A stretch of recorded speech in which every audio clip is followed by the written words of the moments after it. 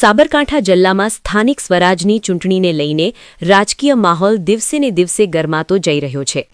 ખાસ કરીને ઈડર નગરપાલિકામાં ભાજપ માટે મોટી આંતરિક અસ્થિરતા સામે આવી રહી છે.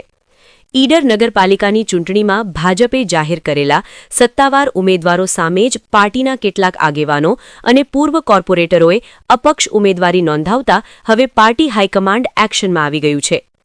જિલ્લા ભાજપ પ્રમુખ દ્વારા કડક કાર્યવાહી કરતા કુલ 10 આગેવાનો અને કાર્યકરોને પક્ષમાંથી સસ્પેન્ડ કરવામાં આવ્યા છે. આ સસ્પેન્શન યાદીમાં ઈડર નગરપાલિકાના પૂર્વ પ્રમુખ જયસિંહ તંવરનું નામ પણ સામેલ છે, જે રાજકીય રીતે મહત્વપૂર્ણ પગલું માનવામાં આવી રહ્યું છે. માહિતી મુજબ ઈડરના 3 અલગ-અલગ વોર્ડમાં કુલ 9 પૂર્વ કોર્પોરેટર અને આગેવાનોએ મળીને અપક્ષ પેનલ બનાવી હતી અને ભાજપના અધિકૃત ઉમેદવારો સામે જ ચૂંટણી મેદાનમાં ઉતર્યા હતા. આંતરિક વિરોધ અને બળવો સામે પાર્ટી દ્વારા કડક સંદેશ આપતા આ પગલાંને રાજકીય વર્તુળોમાં ખૂબ જ મહત્વપૂર્ણ માનવામાં આવી રહ્યું છે. ફક્ત ઈડર જ નહીં, પરંતુ હિંમતનગરમાં પણ ભાજપના એક કાર્યકરે અપક્ષ ઉમેદવારી નોંધાવતા તેની સામે પણ સસ્પેન્શનની કાર્યવાહી કરવામાં આવી છે.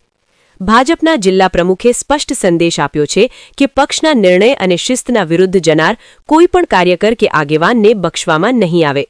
સ્થાનિક સ્વરાજની ચૂંટણી પહેલા આ પ્રકારની કાર્યવાહીથી ભાજપે પોતાની આંતરિક શિસ્ત મજબૂત કરવાનો પ્રયાસ કર્યો છે. પરંતુ બીજી તરફ આ નિર્ણયનો ચૂંટણી પરિણામ પર શું અસર પડશે તે હવે જોવાનું રહ્યું. હાલ તો ઈડર નગરપાલિકા સહિત સમગ્ર સાબરકાંઠા જિલ્લામાં આ ઘટનાએ રાજકીય ગરમાવો વધુ તેજ કરી દીધો છે.